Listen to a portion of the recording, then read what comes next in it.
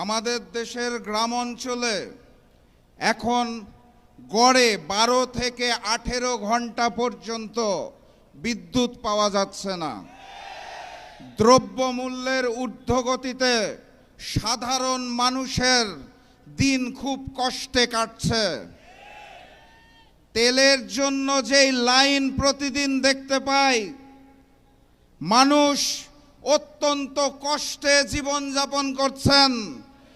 সেই সময়ে সরকার আমাদেরকে বলতে চায় জ্বালানির পর্যাপ্ত মজুদ রয়েছে। সরকারকে কঠিন ভাষায় কথা বললে তো কালকে আবার বাসায় হামলা করবে। তাহলে সম্মানের সাথে, বিনয়ের সাথে বলতে হবে, মাননীয় প্রধানমন্ত্রী, মাননীয় স্বরাষ্ট্রমন্ত্রী, মাননীয় জ্বালানি মন্ত্রী, এতই যদি মজুদ থাকে তাহলে এত বড় লাইন কেন? এই মজুদ কোথায় রেখেছেন? নতুন হাওয়া ভবন কোথায় সৃষ্টি করেছেন? সম্মানের সাথে বলা হয়েছে তো নাকি? আলহামদুলিল্লাহ। আর আজকের এই সমাবেশ থেকে স্পষ্ট ভাষায় জানিয়ে দিতে চাই, গণভোটের জনরায়ের আলোকে ওই জুলাই সনদ এই বিএনপি সরকার বাস্তবায়ন করবে না। অতএব তাদেরকে বাস্তবায়ন করাতে হবে।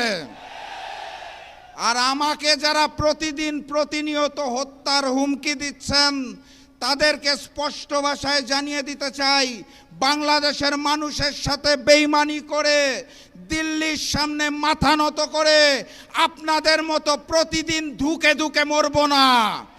আল্লাহ নির্ধারিত সময়ে মৃত্যুবরণ করব, তার আগে পর্যন্ত ইনসাফের জন্য লড়ব ইনশাআল্লাহ।